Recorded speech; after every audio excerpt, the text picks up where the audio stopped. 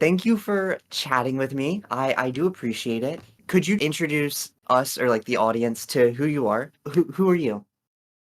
So my name is Jonathan Buchwalter. I'm a history teacher from Alabama, and I'm a novelist. And I have been studying Nazism, fascism, and authoritarian governments more generally for basically all of my professional career. I find it really fascinating to Hmm. see how people interact with systems that are very overtly not in their best interest, and yet continue to be supportive of it anyway. I find it really it's just a fascinating phenomenon. Yeah, that is interesting. How did you like stumble across it, I guess? I watched a friend go down that pipeline, and I didn't know what was happening to them, and I didn't know what was becoming of someone that I was able to have really spirited disagreements with. Um, Sort of over the span of maybe 2 years, become this completely different person. And I wanted to know why it happened and what I could have done differently to maybe help them. And I just kept reading and reading and reading, and now I have a decently successful TikTok channel about it somehow. Yeah, that's pretty cool. That's pretty cool. Um, I do have a question. I guess maybe this is skipping to the not skipping to the end, but did you ever figure anything out? Like, how could you have interacted better? Like, how could you said you started researching it because you wanted to know what you could have done, but like, did you ever figure out what you could have done? Yeah, I don't think there's a really clear answer, like a one size fits all answer for everyone. But for this person, I think a lot of what fascism draws on, fascism specifically, but authoritarianism in general, is this feeling of lost status that you had something that was rightfully yours and it was taken by someone else. And that if you grant authority to the authoritarian, if you trust them to manage other parts of your life that you might not be okay with, then they will restore that status to you. And if I could have spoken to that a little more clearly, this person in my life was really going through it, and they really had lost some things that were meaningful to them. And I feel like if I could have spoken to that anxiety they were feeling a little more clearly, then they might have had somewhere else to go besides some weird conspiracy rabbit hole that led them to some really ugly places. Yeah. What is it about like those rabbit holes, I guess, that draw people in? Like what is it, yeah, what is it about fascist like communities that are so inclusive, I guess? Or yeah. Does that make sense? Yes, so I think with fascist ideology in the modern world, they're lacking a lot of the same toolkits that they had in 1920s Germany or 1920s Italy, Really? where late 19 teens Italy, where the physical spaces that they would meet and host their rallies are a little harder to access, and the public has a more general idea of like, oh, these things are bad, and even if they don't um, have some deep, rich appreciation for the study of political theory that tells them what fascism is. They've grown up with a high school curriculum of like the Nazis were bad guys, and in all the movies, the Nazis or sort of Nazis are the bad guys, and so they see the swastika out in public, and they're like, those are bad guys. And the people of the 1910s, 1920s obviously had no past context for what Nazism is, other than what was happening in front of them, or what Mussolini's fascism was, other than what was happening in front of them. And so, with the internet, this gives them the safety of anonymity, where they Mhm. can go into spaces that are friendly to them, where they're not going to have to deal with pushback from outside sources, where they're not going to have some local news reporter shoving a camera in their face and asking them what's wrong with them, or someone wanting to really step into that space to challenge them and try to force them out of that physical space. So do you feel like it's like increasing an opportunity for them to like interact with people with like I imagine there was a period between World War II when, Nazis became bad. Well, I'm doing that in air quotes. I don't like Nazis. I just want to clarify that. But I hope so. I hope it's the case. I imagine there was a point at some point between when the Nazis became bad and the modern day internet where like it was harder for people to cohort but it sounds like now like people are able to have spaces. So I guess I'm curious like your take on that. Do you think it's becoming easier, or do you think it's still like social knowledge is still like a good deterrent against it? Does that make sense? Yes, it does, and I do think it's becoming easier for everyone to organize via the internet. Everyone communicate with a wider network of people via the internet, and that by necessity means that bad actors have an easier access to organization and communication as well. There was this period where in the late 1940s, post World War II, the United States is very interested in the process of denazification in Germany.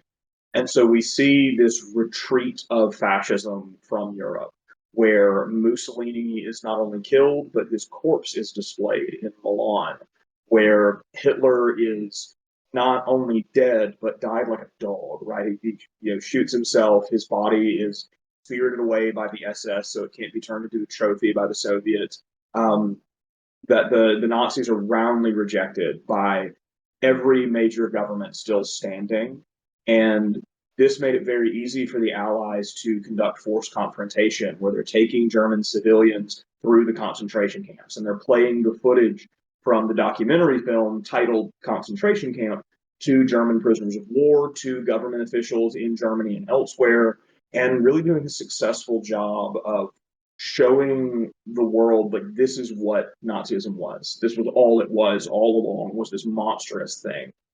And this forced a lot of really fanatical fascists underground that, excuse me, whether they are the sort of learned elite that are brought westward by Operation Paperclip to participate in U.S. rocketry programs, or they were former party officials that weren't convicted in the war crimes trials, weren't directly implicated in genocide, that they have to abandon the party memorabilia, that it becomes literally criminal for them to perform the actions they used to perform, go to the rallies that they used to go to, wear the regalia that they used to wear. And from the 1950s through about the 1980s, we see this sort of tongue in cheek fascism in the back alleys and beer halls of the Western world, that there is always this disaffected class of usually men, not exclusively, but usually men who feel like the world owes them something and feels like they've lost something. And fascism speaks to that so well. But the sort of public organization that they had grown used to in the 1920s was not accessible anymore. And what we see in the 1980s is this shifting underground where various paramilitaries around the United States, for example, agree one of the very few moments of organized fascist paramilitary activity in the United States that they agree to take their activities towards a more cell style approach where they're going to drop the garish costumes and they're not going to wear swastikas on their biker vests and they're not going to be loud and outspoken in public, that they're going to keep that contained to the in group only, to be more effective at organizing locally because they understand their brand is toxic. And that has some pretty mixed results for them, often pretty negative results for them. Again, the brand is toxic. Like once the public realize, oh, these are Nazis, then you're going to get a rally from around the political spectrum of saying, we don't want that here. Get those people away from us. Yeah. Where by the 2000s, when the internet is coming about, this is really the perfect opportunity for these crypto fascists, these sort of secreted fascists, to hide in plain sight in chat rooms, on forums, beginning, of course, with like the AOL chat rooms we all grew up with, or just message boards that used to be really popular and then kind of got outmoded by social media. And now that's where we're seeing a lot of these groups organizing today. It's in Discord servers, it's in social media pages, and Telegrams. Yeah, yeah. the safety of anonymity and being able to hide behind the screen has been really beneficial for them. I'm curious because I know your research is like specifically with fascism, right? But like,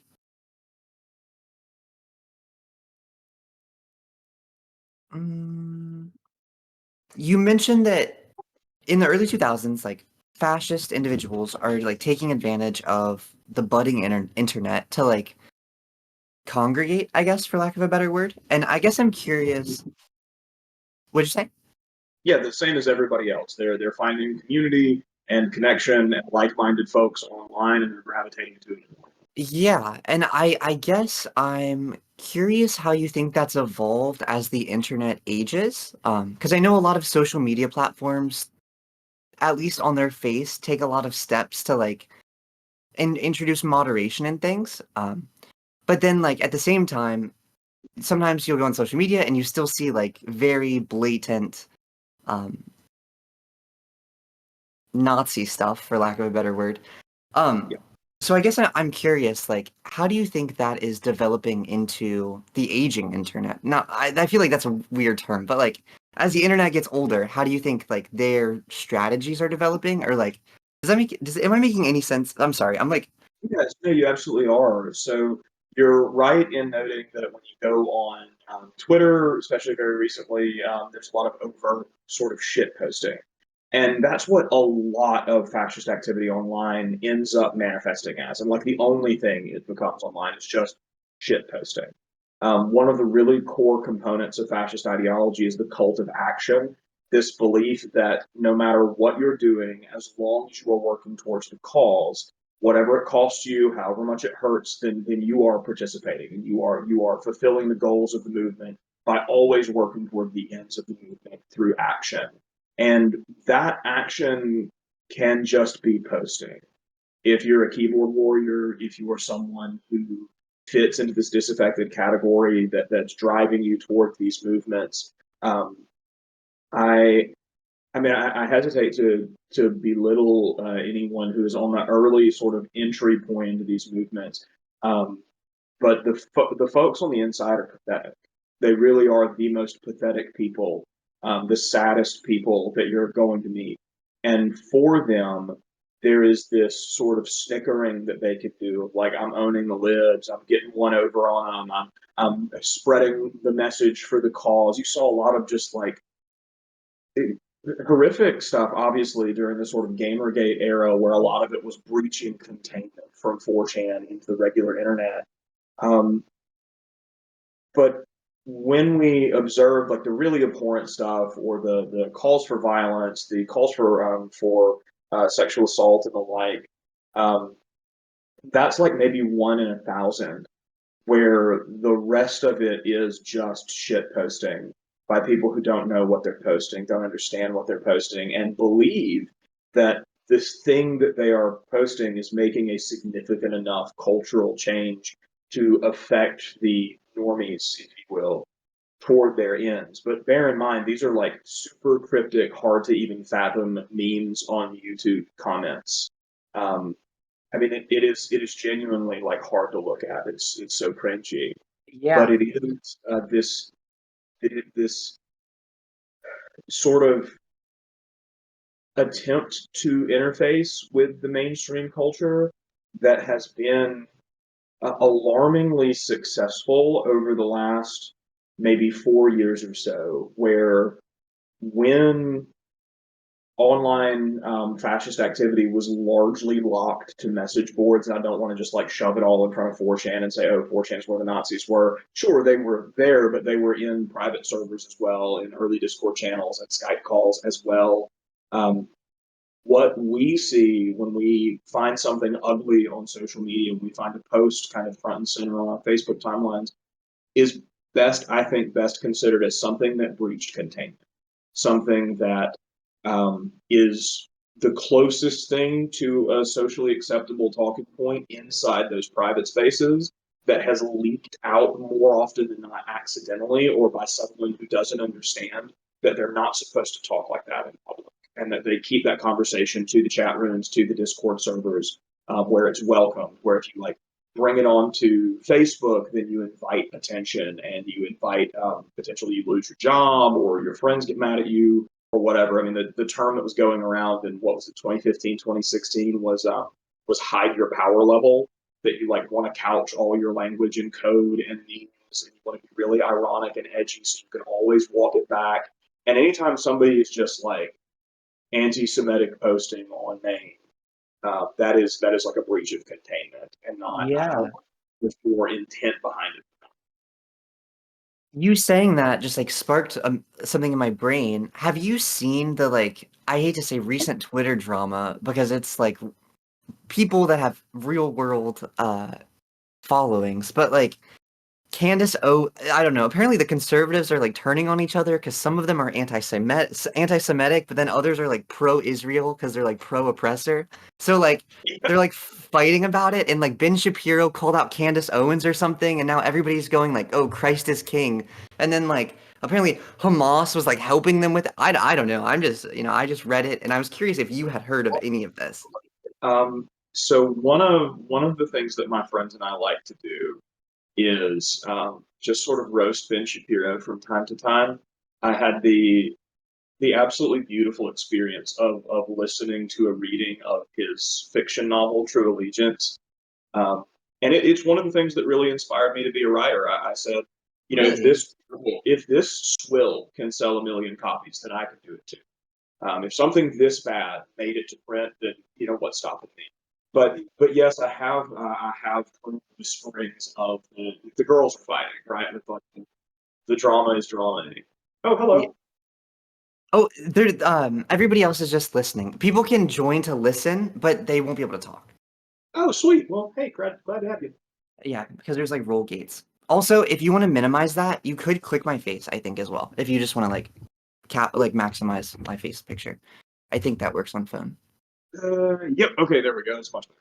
Awesome. But yeah, so the girls are fighting, and then what were we saying? Yeah, that was really the extent of it. Is right. The girls are fighting, and regardless of whatever real ideological disagreements there are, these are people who have substantial resources invested in. Maybe we could call it the conservative project, but more honestly, invested in their business and social media presences. And so I imagine that while there are a lot of ideological disagreements, there's probably a lot more personal, sort of behind the scenes stuff that we're never going to see. That's always just painted as like, oh, well, Candy said X, Y, and Z, and Ben believes X, Y, and Z, and so clearly they have these deep disagreements. Ben is willing to stomach a lot of awful stuff for people that bring him money, and Yeah, so I don't think there's much ideology driving their disagreements with one another. yeah. Do you think that makes them more or less dangerous? Like in terms of, promoting what they're promoting, do you think the fact that they're doing it for pay is a like good thing or a bad thing in the grand scheme of things? I don't necessarily think it makes a difference because the fact that they're doing it at all is what matters.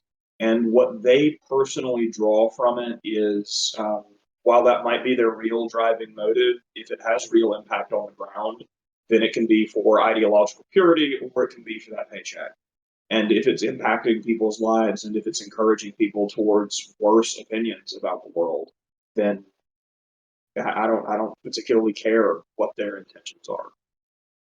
Real, real. Okay, I have two questions I want to ask, but I'll let you pick which one we do first. So one of them is about gender roles and fascism, and then the other one is about oh my gosh, I lost it because I just brought up the other one. It was based on what you just said. It was about Project 2025 and the connection with people promoting conservative ideas. That's what it was. Okay. So which one do you want to tackle first? Gender roles or Um, Project 2025?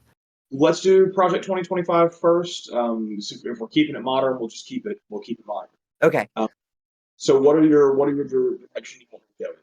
I guess I'm curious, like, what do you think is going to happen? Like, from your perspective, as somebody who studies fascism, as somebody who like, you're a history teacher, like, you're way more of an expert on this than I am. I just see people dooming about it on the internet.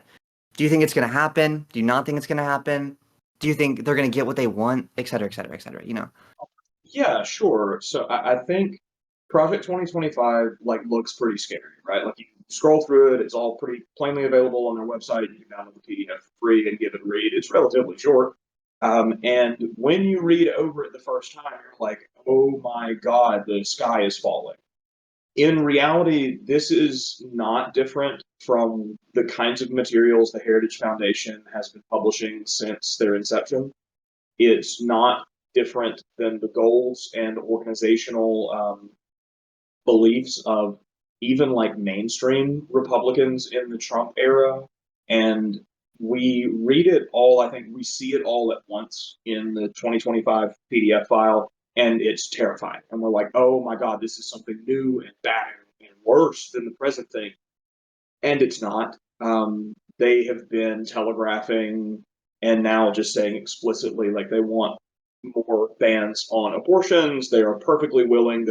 The more like the furthest right flank of them is like, no, in vitro fertilization is out too, and we don't want no fault divorce, and we want to expand the unitary power of the executive, unitary executive theory, to make so the president can act more like a soft dictator, and like that's been the play forever. It just looks really scary and different when you see it all at once in the manifesto. Okay. I mean, I guess that makes sense. But then I have to ask, do you think they're going to win? And if they do win, are they going to like enact the things that they're saying that they're going to enact? Like talking about the Insurrection Act is a little scary because it sidesteps all of the checks and balances or whatever. Yeah. Um, you know, when 2016 came around, and I was but a wee lad participating in politics seriously for the first time. I think it was the second ever election I could vote in. The second national election I could vote in. If you would have asked me, well, is Donald Trump going to win? I would have laughed at you, right? And so I think my ability to make predictions is forever marred by just how wrong I was in 2016. Yeah. Because there's a lot of institutional barriers that prevent full democracy from functioning during national elections, whether it is voter suppression that is always framed as much worse than it is and is also not very effective in actually suppressing votes, or it's gerrymandering, or it's political apathy, or it's young people who are mad at the Democrats for not being progressive enough, or it's the major international scandal of whatever the newest one will be come October, November of this year. Um, it's really hard to predict where not much more than a few thousand people in key swing states will be influenced that I could make a call and say, oh, Donnie's going to win or President Biden is going to win. I think if I have any hope at all of a sane world, Biden is going to win. It's going to be a slam dunk. If I have any hope in my fellow countrymen that if we take age out of the equation and say, well, they're both old, and we would, everybody would prefer somebody younger other than either of these two. If we take that out of the equation and just say, okay, one of them is like multiple impeached, multiple indicted, cheated on his first wife, the second wife, his second wife, and his third wife, and his third wife, the porn star, and the other one is like a decent guy who mumbles sometimes. I really want to believe that it's I really want to believe that I'm over worrying. And the sort of the disinterested academic in me really wishes he could go back up in the ivory tower and watch, but I can't. I Yeah. can't do. But as to the sort of second part of your question, do I think Donnie can win? I think it's very heartbreakingly a coin toss, um, favoring against in my personal perspective. I mean, knock on wood. That's um, as for whether or not Project 2025 is possible, no, probably not most of it. Probably not even 90% of it.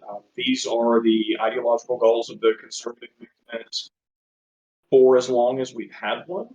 And the difference between now and the 1950s is that the professoriate who really began the conservative movement, right? These are like public intellectuals like Oakeshott and Buckley and Strauss. These are magazine editors and professors of literature and people with Harvard degrees, and they're all dead.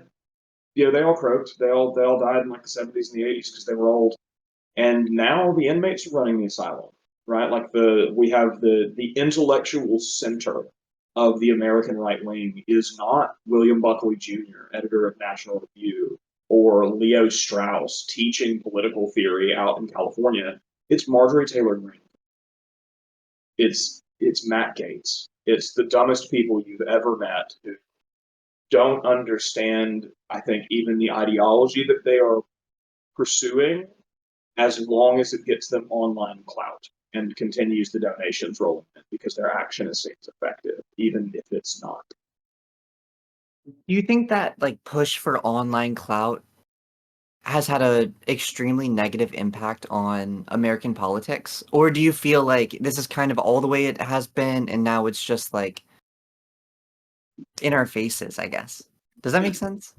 Yes, and so I think we have a lot. I mean, this is going to be more nuanced and like woo woo. You brought the academic on. You did this to yourself. No, um, that's okay. Give it to me. Give it to me. so on the one hand, we see some consistent generational trends that make this moment stand out as part of broader historical patterns. Namely, you get major shifts in the political winds when a large generation replaces a large generation as the primary voting demographic, and when there is a major communicative technology that comes into the fore and becomes popular and accessible. And so, our present moment, that is the millennial generation and the Zoomers coming of age as the boomers are aging out, while social media replaces older forms of communication. But during the 1960s, in the Kennedy election, that was color television and televised politics for the first time, as well as the silent generation reaching their sort of middle voting years, and the Depression era generation, the New Dealers, are aging out as the boomers are aging in. Excuse me, not the I guess the oldest boomers would be aging in, and the silent generation would be the main voting demographic. But before then, with the advent of the radio in the 1920s, and then before then with the telegraph, and before then with the easily printable, mass producible newspaper, we see these political winds shifting around new technology change. And so obviously the internet is our moment, social media is our moment for this. And we're experiencing a sort of rattling of politics around that new technology. However, everything that we're doing online is just more and faster versions of what we have done politically forever. The architects of fascism were newspaper editors and radio talk show hosts, right? Benito Mussolini's inroad into becoming the dictator of Italy was running a radio broadcast, a right wing, hate filled radio broadcast. And Really? yes, that he was able to use his radio broadcast to coordinate the activity of the black shirts and became their de facto sort of figurehead. Even though he wasn't in charge of any individual black shirt militia, he was able to organize them and point their violence through his talk show. In the United States, one of Franklin Roosevelt's biggest opponents and one of his biggest threats, one of American democracy's biggest threats, was Father Charles Colin, who was or Coughlin, excuse me, Father Charles Coughlin, who was a hate preacher. And he had a radio program called The Hour of Power, where he would get on every week and spew anti Semitism. And the Silver Legion, which was silver shirts, it was fascist thugs, they listened vociferously to his program. And when he would point out things he wanted to make reality, they would try and make those things reality. Joseph Goebbels was fascinated with the radio. He was obsessed with the radio and with film because it was new and people were into it, and he was communicating through it. But more than that, more than just the most like horrific examples of the worst people in history, there were in the 19 teens and the 1920s, a really popular thing in Europe was called zine, and they were these 1 or 2 page ready print newspapers. You could get them for like a couple of pennies, and they were tabloids. They were Twitter. It was Twitter feeds, and you could get op-eds written by famous public figures or by the local talk show guy or the sports stuff. It was Twitter, and you could go and get them every day for a couple of cents at the newsstand. Read them very quickly, digest them very quickly because they're written in simple language. They've got pretty pictures, and then go on about your day. Um, Before that, the newspaper editorial section was Twitter, was social media. That in your local paper, most folks could potentially contribute and could write for their op-ed and post things that they wanted for work, and they need an extra set of hands around the farm, or the sports team in the local community is doing really well and we want to talk about it, or and this scales up all the way to the national level, where right before the Spanish-American War, members of the Spanish government are writing mean tweets to U.S. officials. They're like posting mean things in the New York Times op-eds. We've always been poisoned by Twitter brain rot. We always have had Twitter conspiracy brainworms. It looks like this is new because it's more and faster, and you carry it with you all day in your device. But it's not new. It's just more of the same. That's really reassuring to hear in a lot of ways. So thank I you for think that. I think so too. It definitely feels like it's a new thing, but I definitely think you're right, and that it's just because the internet helps everybody do it so quickly, right? Like 5 days in internet time is years, whereas like 5 days for your local zine is probably not so many years, figuratively. Right, right. Where I guess to loop it back around to the kerfuffle to the girls that are fighting, that in a week that's going to be old news, and the newest drama is going to come out, right? Like the last sort of kerfuffle on right wing media spaces was like, it turns out Steven Crowder is actually the jerk we all thought he was, and he's really mean to his wife, which is maybe the least surprising fact I've ever heard. And you would think that one of the biggest names in right wing media, losing their media empire, that it's just falling apart at the seams because he embarrassed himself in public, and he made an ass of himself with that contract with the Daily Wire. Like, you'd think that would be bigger than it was, but it lasted what, like 3 days, and you never heard about it anymore. Like, you're right. You're right in that this is unique, not because it is different, but because it is more. And one of the things that I tell my students, because these kids are so stressed, oh my God, they are so stressed um, about everything all the time. And one of the things I tell them is like, it's okay if, oh, excuse me, it's okay if you feel overwhelmed. You are consuming on any given day more information than the average medieval peasant would consume in a lifetime. Like, of course it's overwhelming. Of course it feels like it's too much. It is too much.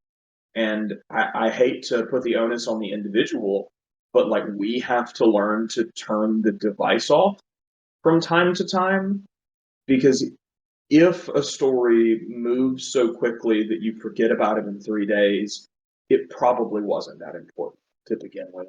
And maybe we don't need to spend all day staring at it. I guess I'm curious how you would balance there being so many important things going on versus this need to like not overly stress yourself out all the time. Because something a lot of people do struggle with is like doom scrolling, for lack of a better word. But at the same time, like there are a lot of potentially significant events depending on like your personal beliefs. Like there's a variety of things that can be considered like important going on any like given week, I guess.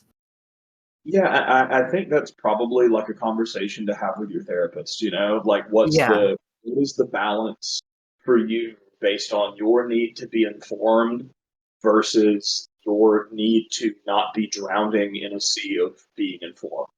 And I think, just as the very far right has this cult of action that drives it, that we must act towards the cause of the movement in all things at all times.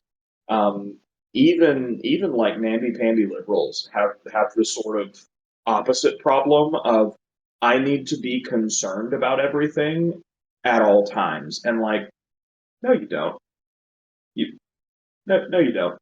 Like, participate locally, solve what you can, be kind to those around you, and if something is happening in your reach that you can grab and do something about, then yeah, donate to that cause, go to that rally, participate in that event that is meaningful to you. But this need to, like, as an act of self-flagellation, carry it all on your shoulders, like, I don't think that's benefiting anyone, least of all the people who need help.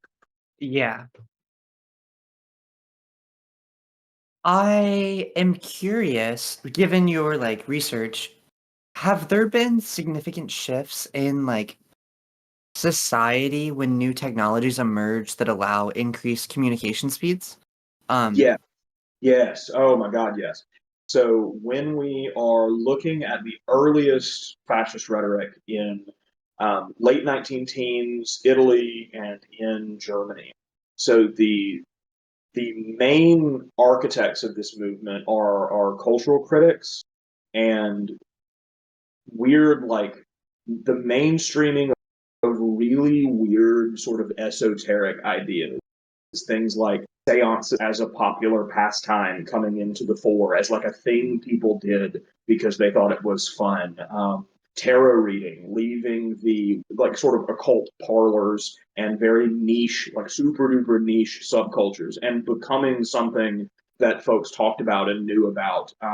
People like Gabriele D'Annunzio in Italy, who's raging against the weak decadence of the state and how men of action must own the future, or people like Dietrich Eckhart in Germany who are trying to mainstream like actual like the city of Atlantis is where the Aryans are from, and we are superhumans, descendants from people with superpowers, and this notion of a need for importance, I think is what it all comes down to. Like as new technology changes and it becomes harder to interface with the world in a way that you're used to, we seek this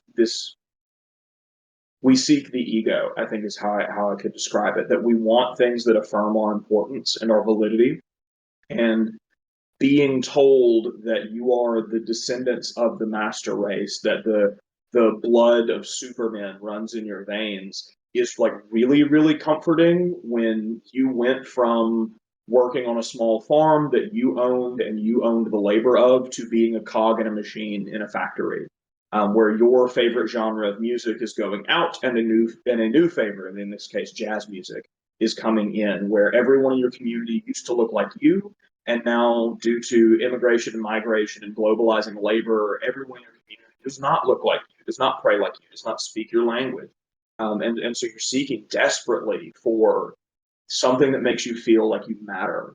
And that's one of the things that these fascist movements do so well is they position the individual as a part of a movement and say like you are greater than yourself, you are part of this movement working towards these ends, and when the cause is realized you will reap the rewards and feel the satisfaction of your victory, which if you're pulling 60 hours a week in the factory swinging a hammer, making enough to make ends meet, maybe, yeah, that sounds pretty good. As long as you don't think about it too hard, it sounds really good.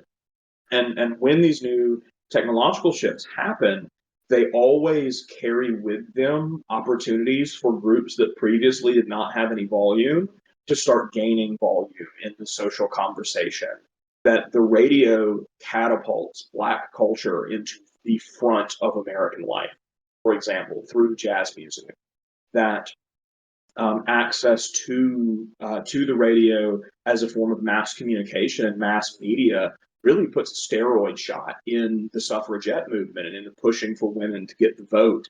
And these voices that were previously very isolated, previously limited in how far they could reach, are now reaching massive international audiences. Right, artists like Bessie Smith, for example, is an American blues singer. She's touring. She's an African American woman who, 30 years before her time, would have, would have been a nobody, would have been allowed to be a nobody, save for a person that maybe sang at her church. And now she's touring Europe, playing sold out shows. She makes one of the first music videos ever of one of her songs. And for someone who feels alone and feels like the world is moving past them faster than they can keep up with, the notion of reactionary thinking is really appealing to them. And so when we have these moments of technological and generational change, on the one hand, it provides an excellent opportunity for the disadvantaged to enter the mainstream. And on the other hand, it's taking reactionary voices that have been mainstream for a long time and forcing them to share, which is something they really, really never want to do. Because while the thought leaders of the movement are usually pretty influential, pretty wealthy men, the foot soldiers of the reactionary movements are the disaffected and the downtrodden and the tired. And they see this encroaching of the new and the strange as a threat to what little straws they're still grasping at. Were there any parallels to like anti-woke that came around? Like when you're talking about, the suffragettes having reach now and like African Americans being like mainstreamed through the radio. I guess I'm curious if there was any reaction, like any reactionariness that was like the like anti-woke groups today. Does that make sense? Yes, yeah, it does make sense. And this is like where I would say maybe 8 out of 10 times I'm looking at my dear fellow progressives on the internet saying, please calm down, please, like it's not like we can fix this, it's fine, the sky is not falling, it's fine. In Yeah. this, the sky is falling. The parallels are really really steep. So what what we probably grew up on, I'm assuming you're roughly in my age range. We probably grew up with the anti-woke phrase being cultural Marxism. If you remember that gem from the 2015 internet timeline. And now it's just sort of become even simpler. It's just woke, right? Everything you don't like is woke. Everything the wokies in Hollywood are woking up all the woke. And the wokies are in the school and they're woking up the children with the woke. And in fascist movements in Germany specifically, the phrase was Judeo Bolshevism, that Mm. the Jews and the communists are in league with one another to erode our superior culture. And they're doing that through immigration, through multiculturalism, and through globalized economics. And so it is the Jews in Hollywood who are in league with the Jews in Europe um, to bring degeneracy into Germany through American film. And it's the Jews in the music industry and the Jews in the university who are bringing woke ideology, or not woke, excuse me, Judeo Bolshevism into the classroom. Because if you send your children off to the university in Berlin, then they're going to come out a communist. And the communists have infected all of the cultural flashpoints, and that's why all the jazz musicians are socialists. It's because they're in league with the communists who are part and parcel interchangeably with the Jews. And so, of course, all of these famous American black people are coming over and playing their music and enticing our women because the Jews are orchestrating an overthrow of our culture from the inside. And it like actually sends a chill up my spine when you sit and listen to these anti woke warriors on whether it's like the Chai Raichik lady or it's Ron DeSantis. Like when you really sit and listen to them, and because they're never going to tell you what woke means, and that's not the point. The point is that it's degenerate and it's bad, and they are doing it. And like you don't have to throw the rock particularly far to be able to throw a rock from wokeism and hit Judeo-Bolshevism. Like you don't even have to put any on it. And there are moments where you can see figures on the right get like up on the very edge of that line without tipping over that line. I think Michael Knowles comes to mind, or Matt Walsh comes to mind, as guys that will take their like anti wokeism up to the very border of and it's the Jews without stepping all the way over. And that might have something to do with the fact that a couple of Jewish men are their employers and they know better because it would affect where that paycheck comes from. Interesting. So, do you think that there's anything that can be done about it, or like you said, it sends fear up your spine. So, I guess I'm curious because that means you would have thought about it before. So, I'm curious if you like think there's any like solutions to it, or if it's kind of just something that is here, if that makes sense. So I think yes, it is something that is here and it is going to be here a while, and it's something we have to deal with. I think it can be dealt with because we see examples of culturally prominent fascist movements popping up around the Western world in the 1920s, and they are very seldom successful. That they fail more often than they succeed. Okay, And that's part good. of why that is one, they're inherently self-destructive. Fascists eat their own really quickly. And they have to time it exactly right, where they have the power to maintain a sort of monopoly over the law before they start eating their own. But they never do that. Like, I don't say never. They did it in Italy and they did it in Germany, but like more often than not, they start eating their own really quickly, because a lot of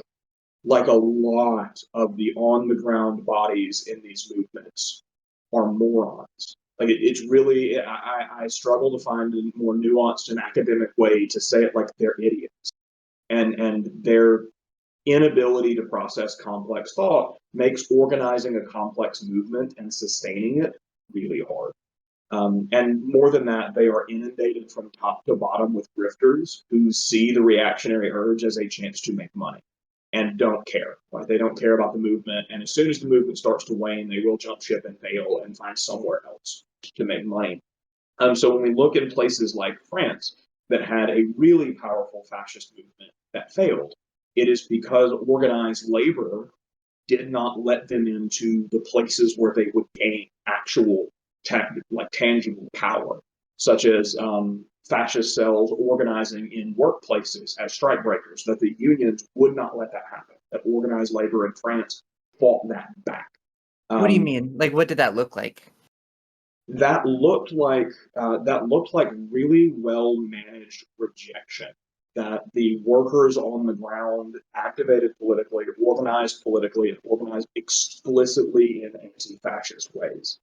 And I think in the case of France, that is often overstated in its significance and how effectively they were able to fight off the fascists, because of course the Nazis invaded and occupied France shortly thereafter. And so one might say that the fascists didn't have enough time to really get things up and moving in France as an independent fascist project before the Nazis moved in and just Nazified the fascist project in France. But in the United States, for example, there were multiple attempted fascist coups throughout the 1930s, where they range in sort of seriousness from backroom conversations between potentially powerful movement managers that amounted to nothing, all the way to congressmen being bribed by the Nazi government, being paid off by the Nazi government to distribute Nazi propaganda in the United States. And in those cases where the United States foiled attempts at fascism, it was more often than not people in the community standing up to it and saying, I've had enough.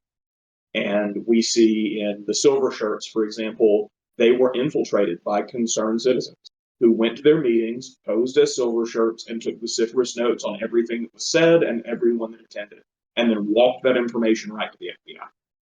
Or it was in, I believe this was in California, there was a fascist cell. I want to say it was in Los Angeles, but it might be also in Pacific City, where a local Jewish man was being harassed by these Nazis. He was white passing Jewish, and he said, screw this. I'm going to dress myself up in a way that they will just assume I'm a white guy, and I'm going to go to the meetings, and I'm going to take down names, and I'm going to go and to every law enforcement agency until someone listens to me and say this is not what we want in our community. I think we have an advantage here in modern America in that multiculturalism is not new here, that it is the language of the day and the norm of the day for almost every single American. That you work with someone who is not like you, you go to school with a bunch of people that are not like you, that the person down the hall in the office prays differently than you do, that you have maybe even in your church a gay couple that is married and out and having a great time. And so multiculturalism and the acceptance of others for who they are is a lot more common today than it was in the 1920s. And fascists operate, they just feed on this notion that the other is dangerous and scary and bad. And it's really hard to convince someone of that when the scary, dangerous other is like their buddy down the hall, or the guy they play sports with, or the girl that they grew up with. It's really hard to sell somebody on that when they have so many counterexamples to fall back on. Yeah, that does make a lot of sense, and that's also like really reassuring to hear.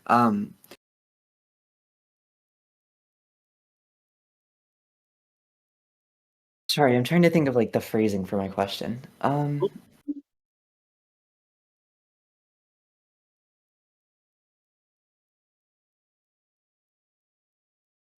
I think you kind of answered it, but I guess I'm curious if you think it will like evolve to be less about monoculturalism and like does fascism ever take on other images other than like this just to go back to Germany for example, this idea of like oh an Aryan supremacy or like are there other things that like people organized fascism around? So sorry if that's a dumb question, but like No, there's no such thing as no question. Um, so one of the core features that makes fascism distinct as an authoritarian belief system is the cult of tradition. This comes to us from Umberto Eco's essay Fascism. It's really, really short, and I recommend everybody read it. It's a really easy read.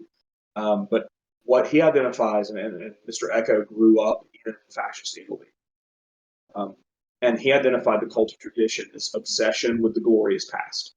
That something was taken from you by someone out there, someone scary and bad came in and ruined this glorious past that would have been your heritage. And in Italy, of course, the glorious past was ancient Rome. Or in Germany, it was an imagining of the German Empire under Otto von Bismarck in the late 1800s, where the glorious past always has to be close enough that there's some kind of connection to it, that someone in the culture or enough people in the culture still feel an echo of the glorious past with just enough distance that all of the uglier, harder parts of that glorious past are brushed aside.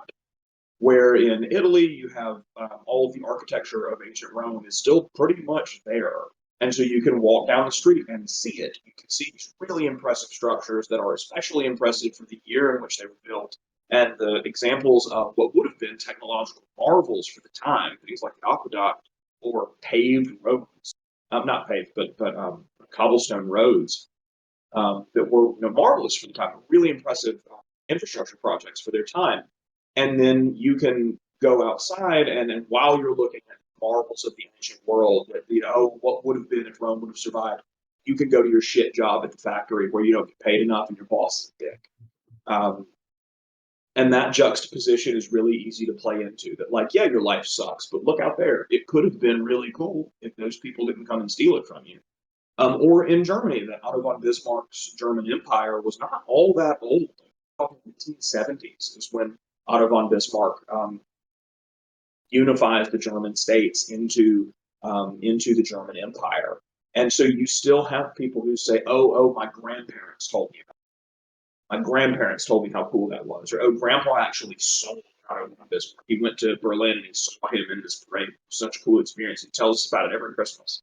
And you have this echo of the past that is still there and is still distinctly monocultural. And so I don't think there is a way you position fascist ideology that didn't find a monoculture to adhere to as glorious. And part of that is that fascist ideology is being codified at a time where racialism, not racism, it's nuanced, kind of distinct, but that racialism was a really common practice. That there's this notion of categories of culture, and some are superior to others, and we look at the development of those cultures along patriarchal Western standards, where the colonizers are the most developed always, and the colonized are the least developed always. Um, and so, as fascist theory is being crafted by people like D'Annunzio and eventually Mussolini um, and Hitler and Goebbels and the like, that they are in an environment where seeing the world through the eyes of eugenics was common and popular, that people are distinctly different, that their genetics are different, that there is the Untermensch, that there is the inferior man walking among us. Or to see the world through the eyes of racialism, that of course we're the superior culture and those savages over there are the worse culture. And this, I think, traps fascism in the need to be monocultural, even when it would be more efficient if it could be banal nationalism. I think it would be much more efficient as an ideology, it would be much more successful. But it's too determined. It's far too invested in the in the cult of tradition to even care whether or not its ideas are effective at getting what it wants. That's really interesting when you were talking about that because it reminds me of I don't know if people like Andrew Tate is the right way to phrase that, but like people that kind of try and lean into this idea of traditional masculinity. Um, and I guess I'm curious if you think there are any connections between like fascism and this idea of like, oh, you need to be a real man with high testosterone like your grandpa was. Like, Yes. So the another feature of fascism that Echo identifies um, is the obsession with bravado. That the fascist must be a man of action. Must be someone who takes and does not ask. He must be someone who acts without the effeminate traits of self-reflection and feeling and guilt and remorse. And he must do and move and be a part of this cause and be a part of this movement. Heinrich Himmler, the sort of mastermind of the Schutzstaffel of the SS, is quoted as saying, "I have destroyed the neutrality of chess," meaning that his SS men didn't play chess because they thought chess was fun. They played it because it would make them better thinkers to outsmart their enemies on the battlefield. Um, and this obsession with, I have to be the alpha male, I have to be super tough and super rigid, and I need to be this person who's cold and calculative, and everyone needs to be subjective or subjected to me because I am the biggest baddest thing around. That speaks to a persistent emasculation that men endure in modernity, and that those things that men are socialized into being told are acceptable and valuable and what make you a man are often inaccessible or inefficient at building the kind of life that pure masculinity is supposed to give you, right? So to make an example of this, like the man works with his hands and is out in the field and he's doing hard manual labor to build with his own hands. And in the ancient world, you being a farmer and doing that meant that you got really tangible, really immediate rewards for it. That you had land that you either owned or leased and could develop and could watch it grow and could sell the product of that land and keep the excess for yourself. And you could provide for your family with literally your own two hands, pulling the meals out of the dirt. And it's all fresh and healthy and straight from the ground. Where in the present day, if you want to have the nice house on the big land, you're probably better off going into tech and not working with your hands and getting a college degree and spending a lot of time on your ass looking at a computer. And if you've grown up being told that what it is to be a man is to be tough and strong and working with your hands and making things and out in the field and a big macho machismo, bulky guy, but then the fruits of that are only accessible through not that, you have this internal contradiction, right? You have this friction in your head of, well, what am I supposed to do? Because if dad and big brother and the football coach told me that being a man is X, Y, and Z, but all the things in life that I want require me to spend an exorbitant amount of money that I probably can't earn being that person, then what am I to do? And it's here where we meet the sort of alpha male guru types who are there to catch people and say, oh, no, no, no, you can thread that needle. You can be a crypto bro and you can sign up for Hustlers University and you can drop ship on Amazon and then you can still satisfy your urge to conquest by like being a misogynist and like being mean to people around you and going to the gym a lot. And I think in the conversation about this crisis of masculinity is only really happening on the right, and they don't care. Like they see it as a recruiting tool yeah. that you can use these disaffected, scared, confused men as meat for the grinder. Um, where we in the more progressive camp ought to be the ones having this conversation and saying, like, what in the hell are we doing to our men? How are we treating them? that there is such a discrepancy in young men shifting politically very far right and young women shifting politically further towards the center and further towards the left. Um, because if it is the case that there is a major gender discrepancy in political activity from younger people, and those younger men are still or are consistently gravitating towards Andrew Tate or the what was the whatever podcast, I think, is one of them. Um, when those places are so like obviously noxious, we as a society have to ask, like, what the hell are we doing to our men? That this is what they gravitate towards rather than literally anything else. Yeah. Do you think that there is really you mentioned that more progressive people need to be having conversations around this, which I definitely agree with you. I definitely agree with you, but on that. But I guess I'm curious if there's anything else that can be done. More like, I don't know. Like talking about it would be thinking about it in terms of like team strategy, right? Because I'm American. Americans love our sports teams, right? So like it's an offensive move to like appeal to these men that are being impacted. But I guess I'm curious if there are any defensive moves that you think progressives can be taking against right-wing fascists or just fascists in general. Not they don't even have to be right-wing. They can be any kind of fascist. Well, there's only right wing fascists. Wait, really? Why? Sorry, not to like interrupt you. Why is there Yeah, only yeah. right-wing fascists? There can't be left-wing fascism, or like, So what one of the troubles with the political compass is that, and when I'm teaching my philosophy class, we go through intro to political theory, and we go over the political compass, and I have the kids take the political compass test. And um, what I always explain to them is that this is a tool, and it is useful for us to get a ballpark idea of where ideas relate to one another in some way that we can measure. And that cannot capture the nuances and complexities of everyone's lived experience. And it gotcha. absolutely cannot capture the friction between an ideology as it exists in a textbook or a manifesto and the actual practices of governance in a given society.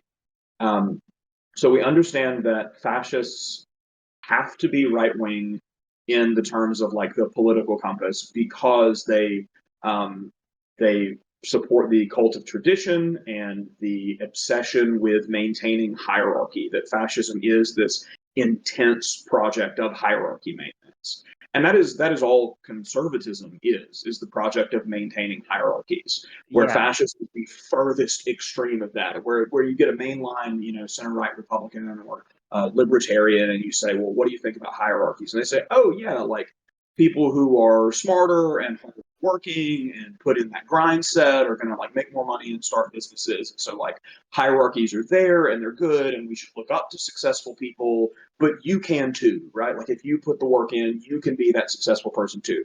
Where someone out in the furthest extreme on the fascist side of that would say, well, hierarchies are genetic, and there is a clear genetic hierarchy where some people are born superior, some are the Übermensch, the Superman, the first man, and others are Untermenschen, that they are lesser men, that they're weaker men, and that there's no amount of finagling that is going to take the degenerate and make them pure. And so what must be done is they must be sequestered and removed from society. And that perfect adaptation of hierarchy maintenance, that most extreme adaptation of hierarchy maintenance, along with a high authority state, right? You need a dictatorship to make it happen, puts them real squarely up in the top right of the quadrant.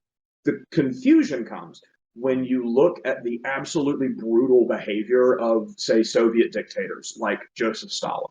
And one of the colloquialisms that you would have heard in the age of Stalin would be red fascism. That Stalin used the language of socialist movements to achieve a project that was more fascist in nature. And for lack of a better term, I would call that cope. I would call that left wing people not being willing to admit that totalitarianism is bad, whether it agrees with you sometimes or agrees with you never. Totalitarianism is bad, and totalitarian communism presents itself in the supremely authoritarian way, like we see in Stalin's gulags and his 5 year plans and his Holodomor that he visited on the people of Ukraine, forcing 3 million people to die of starvation so that he could export Ukrainian grain to finance the industrialization of the Russian state. And I think if you go to the person on the ground and you say, hey, Jewish guy living in Stalin's Russia, would you be cool with the fascists invading Ukraine and then you being subjected to a fascist government, or do you want to stay here under Stalin? And that guy would be like, dog, I'm dead either way. Like, one of them's going to kill me one way or the other. So, like, I don't actually care which one, whether they have the one armband or the other, because I'm dead either way. Um, Yeah. but if we're just speaking in the realm of like political theory and philosophy, it's easiest to attach fascism to a right wing ideology where critiques of the Soviet Union are like this separate box of problems that would have to be addressed later, I think, like in a separate conversation.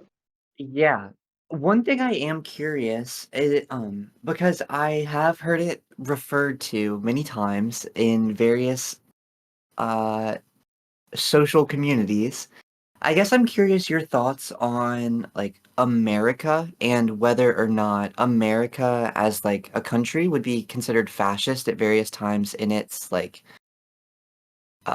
not formation, but like through its development, I guess. And a lot of people will talk about like Native Americans, they'll talk about black people in America, they'll talk about the way that we treat people like outside the borders. But I guess I'm curious your take because a lot of people I talk to are like Twitter doom scrollers. So like, yeah, Um, so one of my very biggest problems with people who I agree with a lot, and that is the online left. People that I generally want on my team and that I really hope are activating politically and like doing good stuff in their community. My biggest and most consistent disagreement with them is everything you don't like isn't fascism, and everything that's bad that a country can do isn't fascism.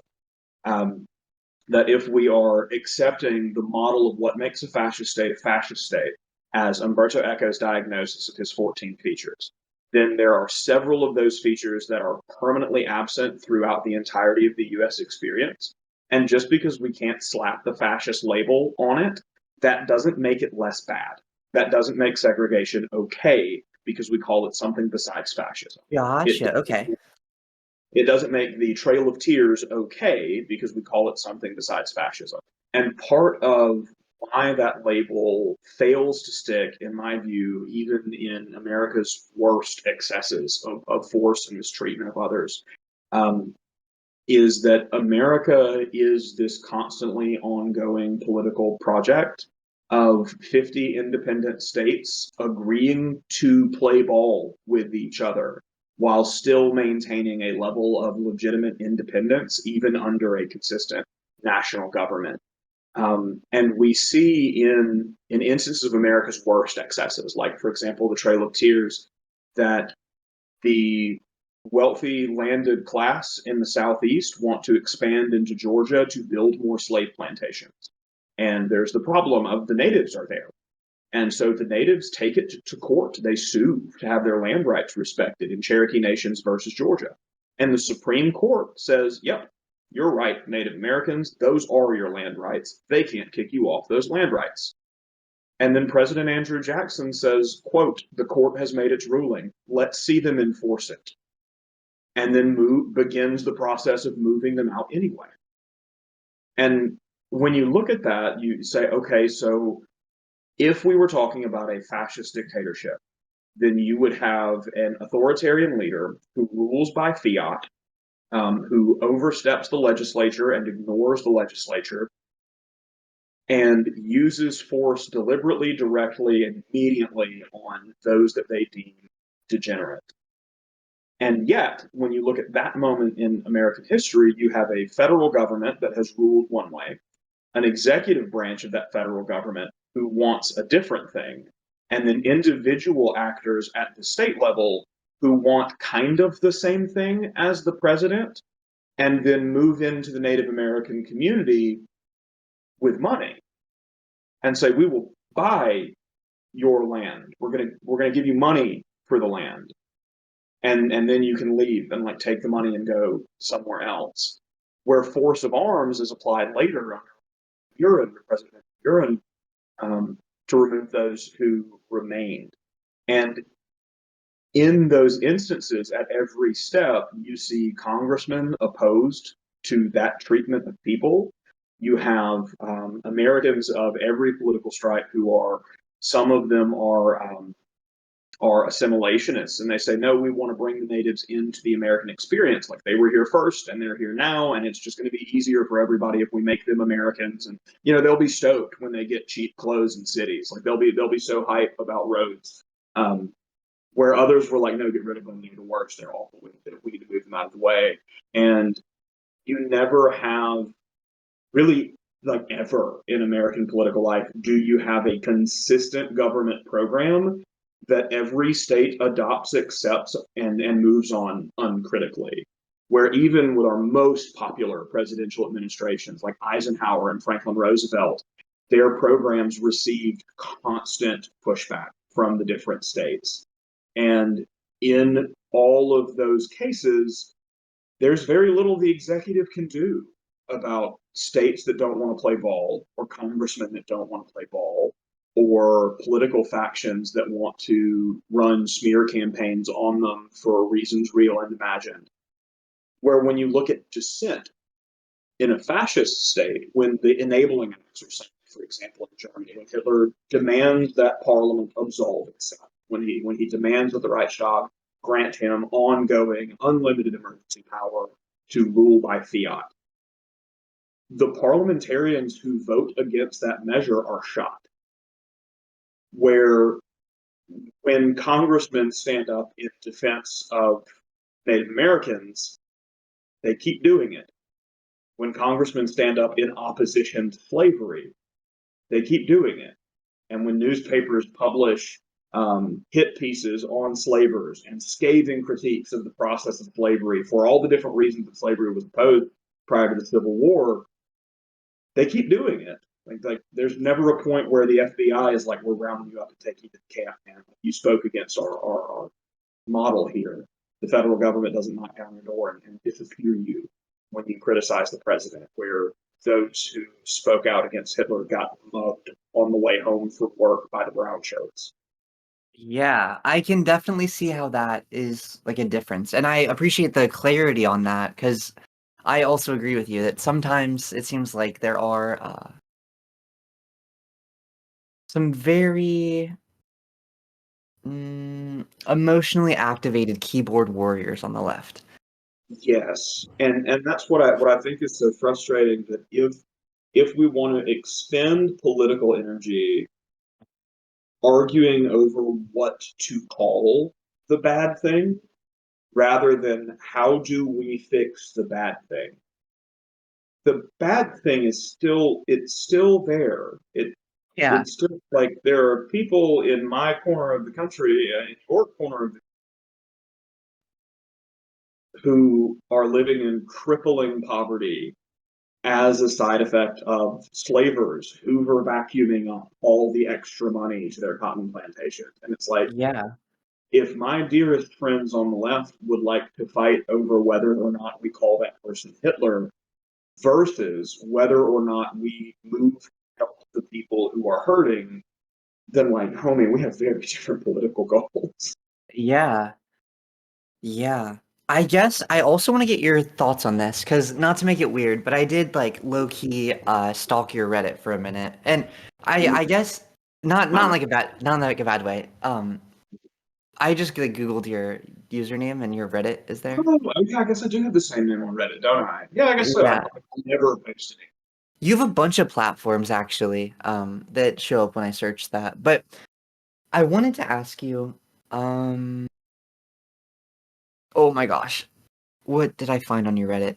I saw that you had commented about the DEI like ban in Alabama recently, and I also saw that Kentucky is making moves to like push to also like I don't know if they're legalizing DEI. So maybe you would be able to give better context on that. But I guess I'm curious, how bad you think that is, or is that just states pushing back? Like, does that make sense? Like, is it a sign of concern, or is it like they Yeah, just need it's like the guy who refused to bake the gay cake or whatever? I think that it is concerning if it is allowed to happen without resistance and without retaliation, that there isn't a cost for those political leaders to pay to do things like push against DEI. Because while there are obvious, I think, very real concerns that the American right is actually like doesn't actually care about, is that if you are pushing DEI programs in a way that move unqualified people into positions of leadership, that hurts the organization and it hurts the person because they like screw something up that they didn't know how to do in the first place, but they were like foisted into this position. Um, but I don't think that the Alabama legislature in this case like cares at all whether or not that's actually happening or makes any effort whatsoever to Yeah. dig up data on like whether or not it is a problem that qualified people are doing jobs in the name of meeting personnel quotas. When like wouldn't organizations be good at self-policing that on their own? Like wouldn't they say, oh well, okay, we're gonna like hire the qualified person instead? I don't see a world in which there is like a serious concern with the things that anti-DEI people are concerned with, Mhm. um, which is not unique to that issue. I think it is this lashing out at the fact, like we had talked about earlier in our conversation, that when we have the political generational shift and the technology shift, those who were previously marginal are able to approach the center and able to approach the mainstream much more easily. Where if you were to go back to, say, the 1990s and ask a bystander on the street what they thought a trans person was, they would be like, what do you mean? Like transnational? Like they Yeah. from one country to an, I don't understand what you mean. Where because of the technology shift, this previously marginalized group has more presence in the center of the conversation, and I think there's no greater example of that than it being the thing that the right has been freaking out about for like more than a year now. Even as trans people make up like what 1% of the U.S. population, slightly less than 1% of the U.S. There's a ton population. of us. Yeah, oh, there's a ton, no doubt. But when you're looking at the by the numbers data, like how many people, more than just like socially transitioning or preferring different pronouns, talking like medically transitioning people, it's like a fractional percentage of the American public. Yeah. And yet there is this just like panic on the right of like, oh, they're transing the kids, and all the kids are going to get the gender affirming, and they're all going to be on puberty blockers. And you take polling data, you look at the polls of like what percentage of the country do you think is trans? And you show that poll, and conservatives respond something like 20%. And it the DEI backlash, just like the anti-wokeism backlash, just like the Bud Light controversy, if you want to call it the Bud Light lash out that happened when they had a trans person do a commercial one time, it's all about this same nebula of like we are seeing people that we didn't have to see before, and we're scared of them. Yeah. And we're lashing out and pushing back and saying, no, no, no, no, no, go back on the margins where you used to be, where we didn't have to look at you. And when you attempt to manifest that in policy, it always comes out real stupid because we have the 14th Amendment, we have the equal protection clause in the 14th Amendment, and the substantive due process interpretation of the 14th Amendment that expands the definition of equal protection and what categories are protected. And so you want to do a push the people back in the corner kind of bill. And you say, okay, well, how do we get this thing over the constitutional finish line? We can tell colleges that receive public money that they can't do microaggression trainings for their staff. I'm like, what?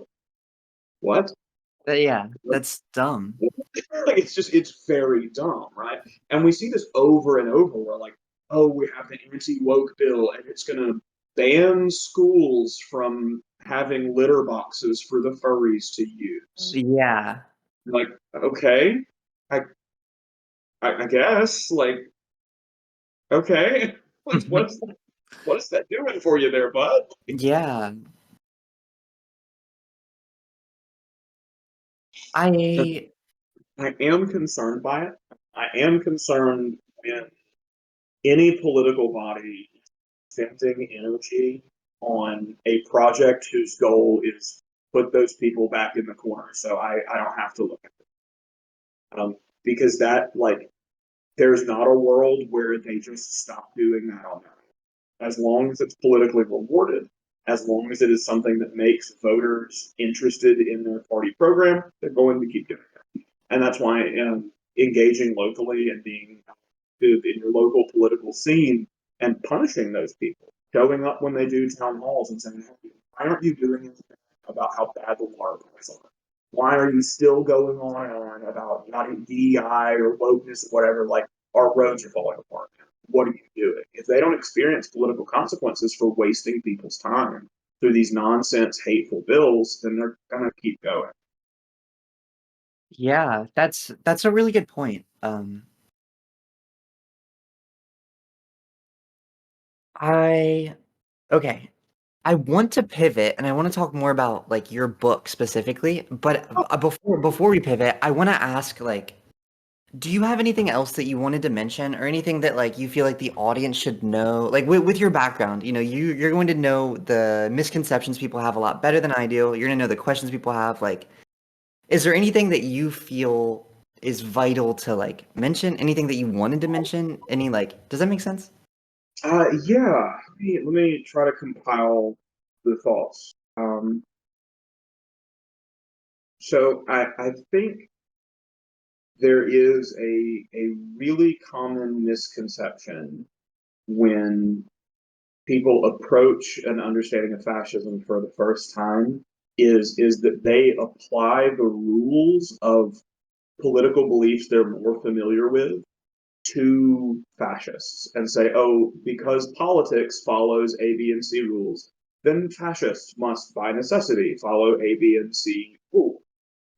So, for example, if you were to ask a liberal, you say, what? I'm not necessarily speaking to like modern American Democrats, but like someone who is generally a liberal. You say, what do you believe? And they say, well, I think that we should do some form of a republic or a democracy, and I think that people should vote for stuff, and that's important. And I think that you should have private property protections because privacy is freedom, and by giving people access to use their money and their stuff in ways that they want, then that maximizes liberty. And you say, great, what does your ideal government look like? And they would say, oh, well, it looks like a democracy. Vote every so often in elections, but then there would like maybe be agencies that you don't vote for all the time, and they're staffed by professionals, so you'd have like experts in charge of the really complicated stuff. But then the people still hold those folks accountable through things like a Congress, through maybe a local government, and they can give you like a decent picture of what that looks like. Or if you went to somebody on the total different end of the political compass and say, "Hey, monarchist, what do you believe?" And they say, "Well, I think that people are pretty untrustworthy and fickle, and so you need a cadre of elites whose only job is to manage stuff, and they are trained from birth to be good at managing stuff." And even if that creates some unfairness, it creates a lot of stability because you know for a fact that like President Jim Bob's son is going to spend his whole life, King Jim Bob's son is going to spend his whole life learning how to be king. And you say, okay, great. What does your ideal government look like? And they say, well, you'd have like a royal family who would be these paragons of virtue, and they would be really tied in with the culture of the country, and they would be really significant people, and they would be able to enforce law, maybe with like a council underneath them, so they're not absolutely powerful. And you could sort of you could disseminate land ownership down to different organizations so that like they don't become a dictator and there's still ways to check them, but ultimately there's this like government of elites whose only job ever is governing. And you say, okay, great, thank you for clarifying. If you ask a fascist, you say, what do you believe in generally? And they're going to lie because they don't. What are they They going to don't. say? They don't. One of the core concepts in fascism is the rejection of the concept of truth. That the Enlightenment was a failed project. That any attempt to understand the world is an exercise in power, and so we will say whatever we need to say to get us closer to power. And if that means lying about our programs, then we will lie about our programs. And if that means lying about our beliefs, then we will lie about our beliefs. If that means changing what we say from one audience to another, even drastically, we will change what we say from one audience to another. If that means conducting a purge every so often and just taking a section of the party and disappearing it so that a stronger section of the party can reign, then we'll do that every so often.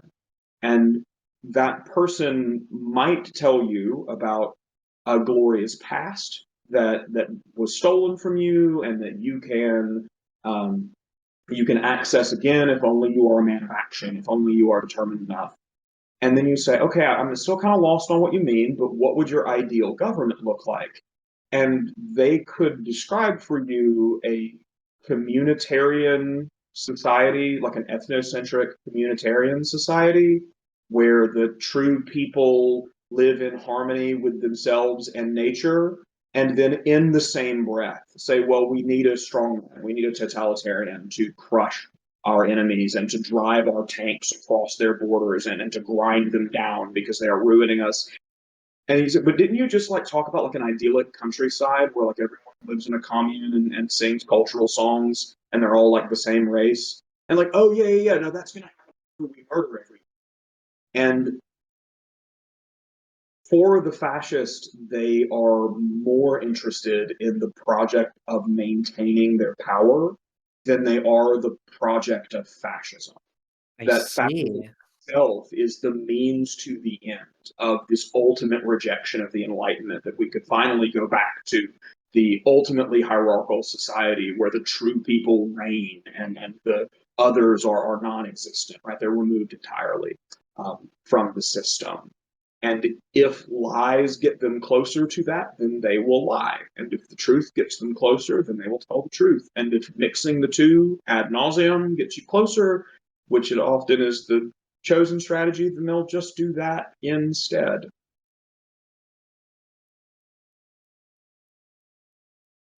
Okay.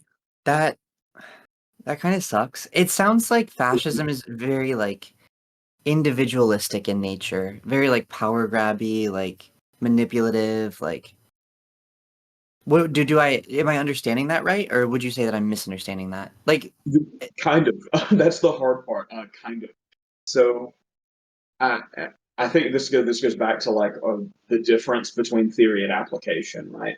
That fascism in the theoretical world is that the true people who are men of the land will live in harmony with themselves and nature by removing impure elements and building a community of the strong who are part of this movement, um, where the individual is absorbed into the community.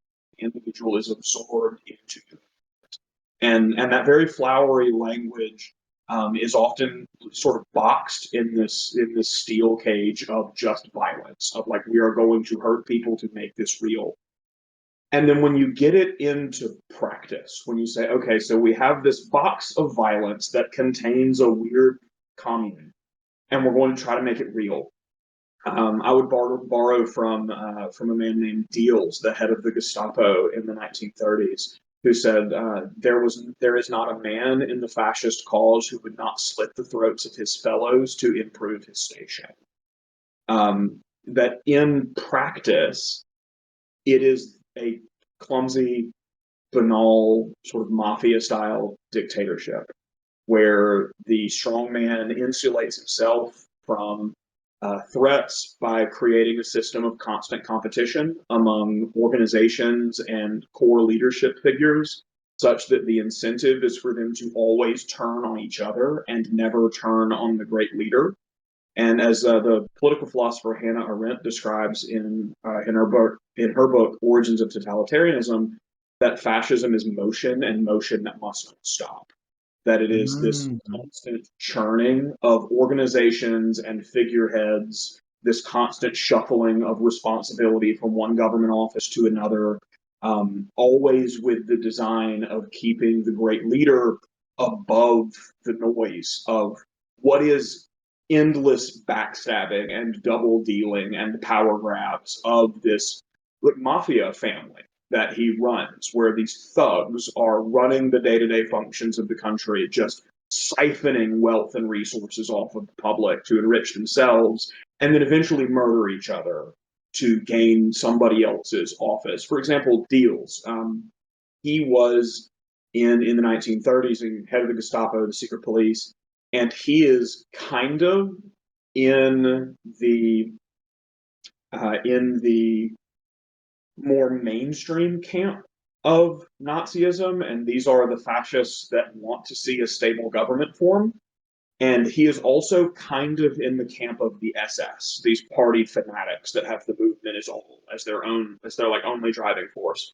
And even though the job of investigating and surveilling and harassing the public would be very useful for Heinrich Himmler to have around, to have some other guy to delegate that task to, like Himmler tries to have Deals murdered like 3 times. And Deals' response is to have spies constantly following Himmler around and collecting dirt on him and making a kill switch for himself, essentially, that he had this like portfolio of blackmail on Heinrich Himmler that he would whenever Himmler would try to have him murdered, he would figure out about it ahead of time and flee the country. And he would say, "Look, if you send somebody after me, I've got this dossier of embarrassing things about you, and all these different people are going to publish it if anything happens to me." And then Himmler would like calm down, and Deals would come back, and then it would happen again, just like several times. Um, and any notion of like the box of violence that contains a commune as some sort of like maybe coherent ideology just breaks down entirely when you Yeah. realize, like, man, these people are actually just the worst.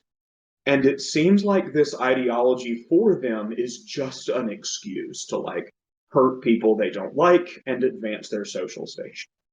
Yeah, that's really interesting. And I watched this anime one time, which was called Schwarzesmarken.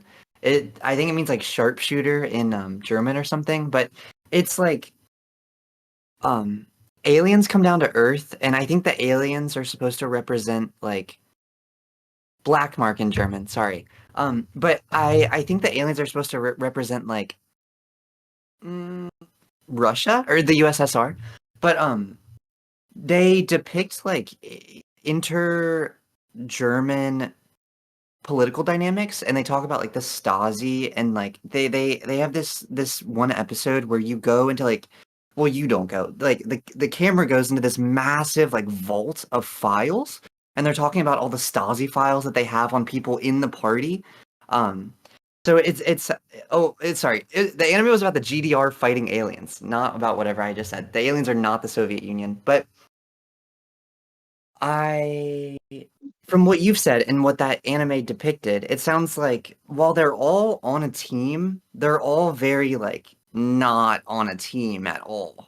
Like Yeah. they're yeah, And there's the I think the next misconception is the tendency to make a monolith of fascism where it's very easy to do that when you're watching, say, a World War II documentary, and you learn, oh, the Nazi army under General, von Schmuckatelli fighting the Americans at the Battle of some shithole in Europe, and you assume, right, oh, we have a military command, and they're responsible for central government, and you have this authoritarian dictator who is the head of the government, and it very cleanly fits into this like row of like a dictator, and then the central government, and then the military command, it's the Push Project, and the SS are there, when that is the version of Nazism that wins out, right? The one that fights World War II is the version that won out, when that version of it didn't have to be the one to win out, and very nearly wasn't in several instances. For example, there's a man named Julius Streicher, who is the editor for Der Stürmer. It's the first Nazi propaganda organ. And he was very popular and very influential in the party. and could have been Hitler. He could have been Hitler. That we would have the Stryker documentary instead of the Hitler documentary. Um, but he ultimately sides with Hitler in this inter-party power struggle that's happening throughout the entirety of the 1920s.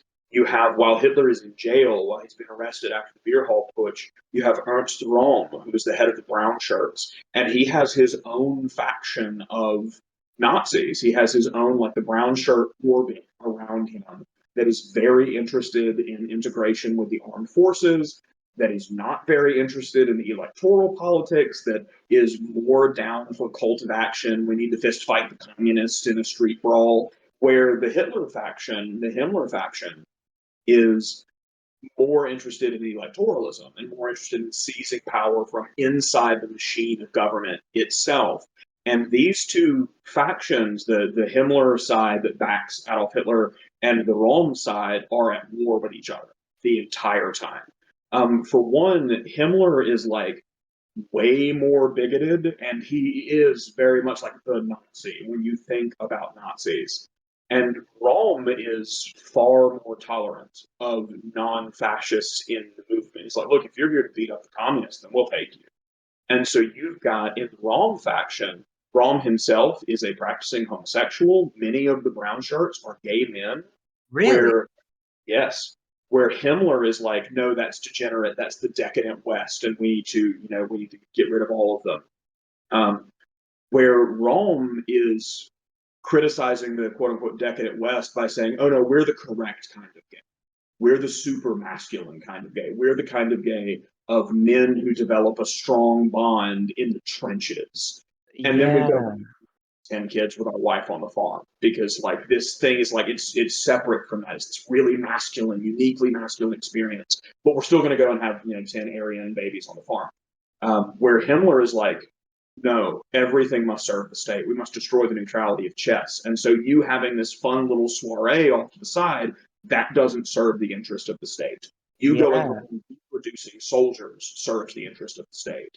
And these two men hate each other. And they are dancing around one another through the entirety of the 1920s until finally Himmler is able to um, concoct a sort of false flag operation. He frames Röhm as leading this attempted coup against Hitler, that the brown shirts are actually this anti-Hitler paramilitary, and they're going to force Hitler out of power.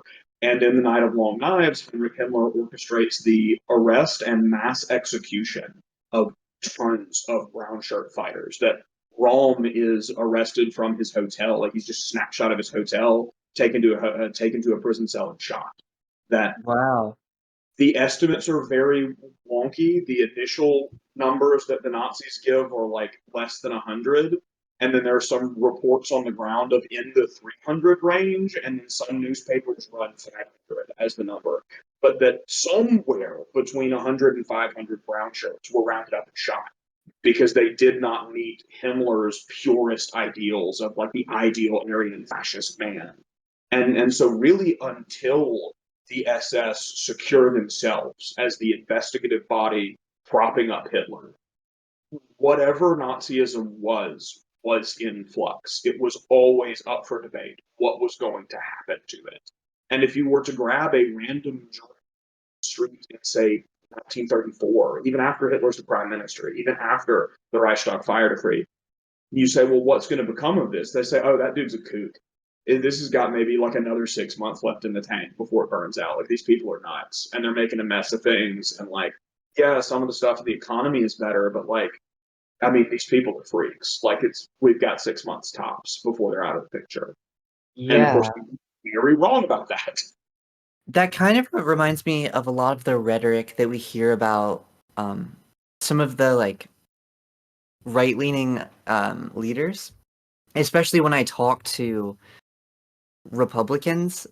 They'll even say things exactly along those lines, where they'll be like, "Oh no, Trump's crazy," but they're still gonna vote along Republican lines. Like they actively are like discounting their leadership, but they're still showing support to it. So I can 100% believe that happening in Nazi Germany, and like everybody's just like, "Oh, that guy's crazy. It's not gonna go anywhere," or like I don't know. Um, Interesting. Thank you for like elaborating on that. I really do appreciate that. Thank you for just letting me prattle for a little while.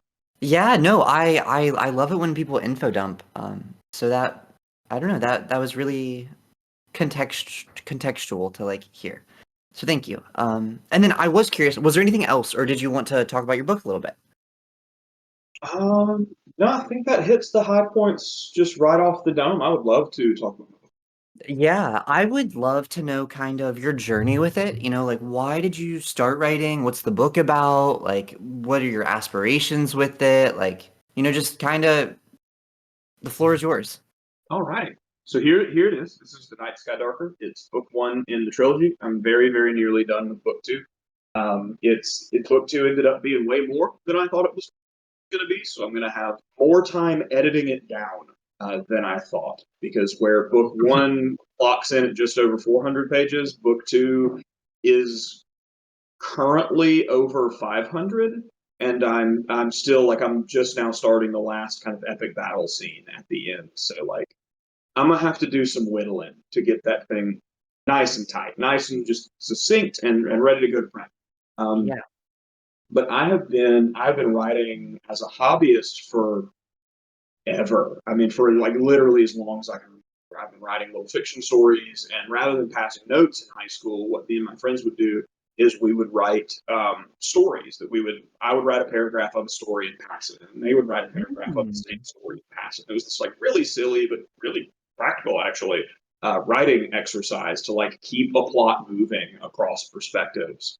I started writing more seriously when I was in college, and I was one writing more academically, and I was working pretty closely with some of my professors, um, and that's where I first published. That I co-authored a paper with the Criminal Justice Department at the University of Alabama at Birmingham. I co-authored a paper with Dr. John Sloan.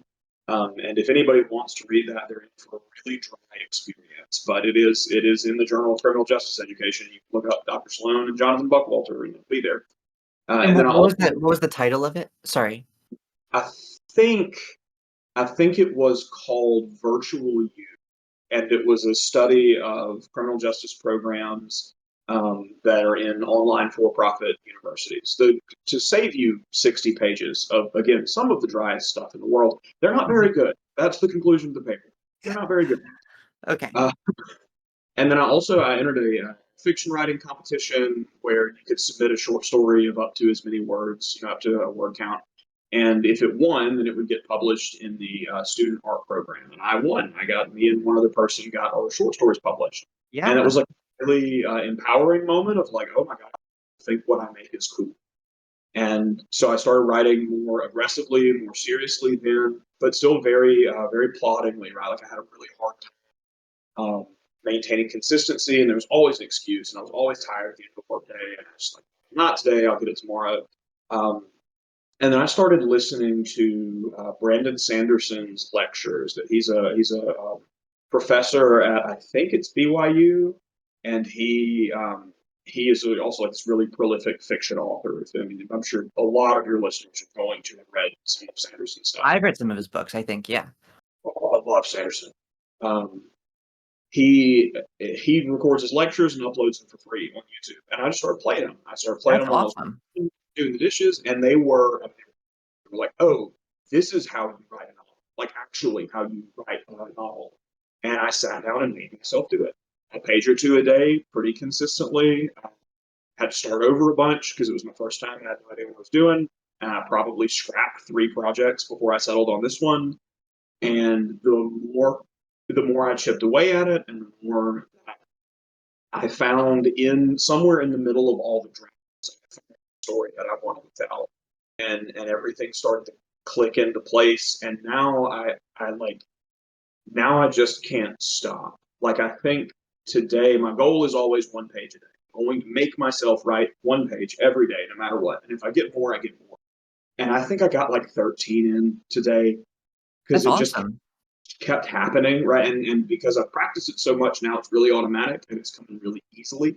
And that's it's just a really empowering feeling to like do this thing that you know you're good at and have people that you care about and that care about you say that you're good at it. They enjoy the thing that you make. And that's just like a really cool experience. Yeah, and good job again on getting so much progress done today. I guess I'm curious, in your ideal world, do you want to solely be an author, or do you kind of enjoy teaching? Do you enjoy, studying fascism? Like, what is your perspective on that? That's the trouble is I do love my job. I absolutely adore teaching. I love working with my kids. I run a writing workshop at the school after school for other That's aspiring really cool. writers. One of my students recently published, No way.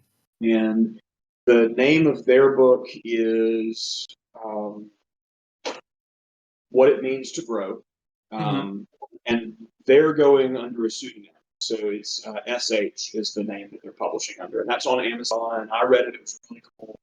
Um, and it's such a rewarding career. Like I cannot speak to how fulfilling it is to do what I do for work.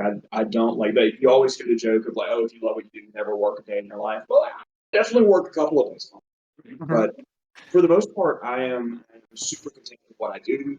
That said, I've got a kid on the way, and my wife and I have settled into our routines and our house, and like if I could get the social media plus the writing to pop off and I could just be a stay at home dad that writes, like that would be, I mean, I don't even know how to put that into words. That would be just the coolest possible experience. Yeah. That said, my sales for book one have been really good. They do Hmm. not replace my base salary. So, maybe one day. Yeah. And I think I saw that you mentioned somewhere that like, you're selling the books for the least amount that you possibly can while still like making a little bit of money. Yeah. Yeah, I think it's fair to the reader when I am an indie author that doesn't have an organization backing. And when you go to Barnes and Noble and you get something from Tor Books or from Random House, there are teams of editors that pour over those and professional cover designers that tighten everything down to maximum marketability. And the writing is going to be super crisp and super tight, and it's going to be exactly what the market niche for that genre wants. And so a reader goes to that saying, "I'm going to pay $20 for this because I know it is literally exactly what I want." Yeah. Where for indie authors, I'm having to ask you to trust me, right? Like I'm having to ask you to believe that I did enough editing to make it good. And I'm asking you to believe in someone who did not have an institution put their thumbprint on it and say, yep, we at Tor Books say this is a good book. Like you're going to have to trust the reviews that you read on Amazon. Yeah. And and so for me, I feel like it's a fair exchange if I am asking the reader to trust me to do a good job with a story that they will enjoy. That my end of that exchange is the paperback copy is $14 instead of 20, and the digital copy is $5 instead of 12. Yeah. And I feel like you do have a lot of points there. Plus, it makes it a lot more accessible for people. $5 is a lot easier than $12. 14 is a lot easier than 20, et cetera, et Yeah, cetera. and that's another one is I want people to read it, and like I feel like that's like a betrayal of all the things I hold valuable. If I'm like, no, you poor person, you have to afford my book for the honor of like, no, like I can do $5. I can definitely make some money selling it at $5. So like, let's do that. Like, let's make Y- it available. Yeah, I really like that attitude behind it. I am curious how your experience has been with like TikTok, or I guess being like a content creator. And if you enjoy that, does it remind you of teaching? I feel like in a lot of ways it's similar, in a lot of ways it's different. But yeah, what's your perspective? Um, I I kind of fell accidentally into TikTok. I downloaded it so I could keep up with the trends that my students were following because Mhm. Zoomers speak what is almost a different language. Yeah, and and I want to be able to like when one of them calls someone the Rizzler, I need to know if I need to write that up as inappropriate language or not. Right. yeah, So I'm like, okay, I'm gonna keep up with the trends and see. After well, like I've got stuff to say, right? Like I'm a white dude in my 20s. That means I know what I'm talking about. So I'm just yeah. gonna I'm just gonna start posting.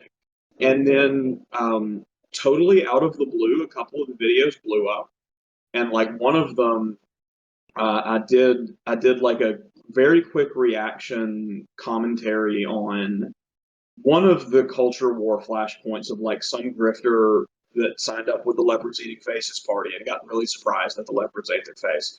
And it got like 200,000 views, and I picked up like 10K followers off of it. And I was like, what is Yeah. this? And then very recently, because I just continued posting and I didn't really have like a content strategy, I was just like, I'm thinking about this today, so I'm going to say it. And sometimes it would get enough views for TikTok to pay me 15 cents. And I was like, okay, cool. Like if I get, eventually I'll reach the $10 minimum threshold and they'll PayPal me $10 and I can go buy a snack and that'll be nice. And then another one of my videos popped off and TikTok was like, here's $250. And I was like, For the one video? yep. Wow, that's awesome. Well, it was way more than I expected. And so I'm like, okay, like this is actually like real. Like this is real. I can do something with this. And I've been selling my book on the TikTok shop, so I'm like kind of double dipping, where I'll like put the link to the store page in the video, and I've gotten some really good sales that way. And it That's really feels smart. because like I can like people can message me and be like, hey, I got your book and I read your book and like this is what I'm thinking about it. And I've had several really cool conversations with people who were like, oh, this and this and this happened when I was reading today, and I was like, oh my god, that was awesome. I really loved writing that part. I'm so glad you like the character because I like the character too. And that's just been a really cool experience. It really personalizes it. It is not like teaching, um, because I don't get to pause it and delete the thing that I screwed up in my classroom, right? I just gotta Yeah. like, you got one take, and God forbid you slip up and say something embarrassing because the students are not going to miss it. They're not. They might be clocked out for half of your lecture, but they won't be clocked out for that. And TikTok is ultimately like kind of impersonal, where every once in a while I get to meet somebody very cool who I get to have a really long conversation with about something I'm very passionate about. Or I get to have a cool conversation with my readers who say they resonated with this character at this moment. But like most of the time, it is somebody leaving a snide comment on my video and then moving on, and I never hear from them. And like maybe that's okay. Maybe not everything has to be the deeply Yeah. personal that is education, and maybe that's fine. I haven't talked. I've said things about writing, and none of it involved what my book is about. Could I tell you about what my book is about? Please do. Yeah, yeah. The floor is yours. So The Night Sky Darker is my attempt at science fantasy, which is like my very favorite genre of fiction. Dune currently has me by the throat. I grew up on Star Wars. Um, and I loved the idea of the fantasy tropes of like noble houses and powerful wizards and conflicts for the realm, but with spaceships. Yeah. And for me, approaching the story, I also wanted it to be a teachable moment because one of my biggest gripes in fiction, especially young adult fiction, is that authoritarian governments are presented like laughably bad, like actually comically bad. And I wanted to make a realistic depiction of one. And Mhm. so the story follows a man named Liam Flynn, who is a runaway from the secret police. That he was an agent of the Federation, the evil dictatorship, and realized he was on the wrong side of history and has been running from them ever since. And he is on a collision course with a woman named Tassiana, who is the last survivor of a purge that the state purged her homeworld for attempting a rebellion, and those two have miles of connections holding them together that they are unaware of, and they're on this collision course with one another that is going to crash them into Liam's old boss, Artemis Rayner. That he was the lead investigator of Liam's team, and he has been hunting him as part of a personal vendetta ever since. And so Mhm. they're having to navigate Wait, trying. he's hunting his boss, or his boss is hunting him? His boss is hunting him. Oh, okay, okay, okay, okay. And our first scenes open where Liam is a wreck runner. He's a mercenary who scavenges dead spaceships. And he finds this dead colony ship that shouldn't be where it is, that it's not marked on any map, this big, expensive ship. And it absolutely, if somebody should know it's out here, but it doesn't exist officially.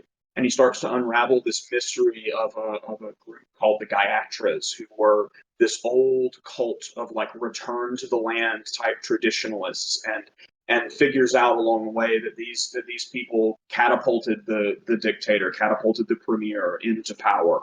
And while he's navigating the mystery of the dead spaceship and eventually chased by a space monster, Tatiana is breaking into a concentration camp because the pilot of a weapon system she needs has been imprisoned there. And she's going to break in and bring a team of mercenaries in behind her to get them both out so that she can restart her parents' rebellion. And it has been a joy to write. There is a fun robot in it who thinks he is a mobster. And it is, if I could describe it in a sentence, space pirates try to kill Space Hitler. Cool. It sounds really interesting. And you said there's 3 books in it, so is that just book 1, or is that your, like, vision for all 3? Yeah, this is book one. Book two picks up shortly after book one ends off, and I don't want to talk too much about it for Of course, spoilers' of sake. course, of course, of course. And the threats scale up. Well, oh, actually, the real reason the dictator maintained power was this evil space thing, and so they're gonna have to fight the evil space thing. And then book three will round out the plot of the heroes hopefully save the day, or maybe I kill most of them. My readers have said I'm a bit sadistic, and I tend to agree. I kill characters left, right, and center. I very much am in George Martin's camp of like it keeps people on their toes to not know if their favorite character is going to survive because plot armor isn't real. Yeah. Cool. Okay, Are I, you I am on the verge of a dead phone. Oh my So gosh, you are okay. Let me just check to see if anybody made any comments. Okay. Awesome. Yeah, so in that case, we can there you go, focus you again. We can like finish everything up. Was there anything else that you wanted to mention before your phone dies? Any like last minute closing points? I'll put your links in the description of the video as well, of course. But I would ask your viewers to care about their local politics with as much energy as they care about the national politics. I would ask them to show up to the town council meetings, to the local political party meetings, and get involved directly. There's nothing more empowering than resting under the shade of trees which you have planted. And I really hope that they see the importance of local action as a way to prevent authoritarianism from ever rising here in the United States again. And then I would also say if they are into the things that I'm talking about and want to hear more from me, then they can click on the links that you're leaving. And that if they want to support my dream of being a stay at home writer dad, this guy is on Amazon and it would mean the whole world they picked it up. yeah, everybody should definitely show him some love. I really appreciate talking, and I really appreciate that you are a more progressive voice, standing out in the sea of not very progressive people. Um, yeah, Well, thank you so much for having me on. This has been a blast. I really appreciate it. of course. You have a great rest of your night. Thank you so much for coming on. Bye bye. Bye bye, everybody listening. You'll have a good one. Bye.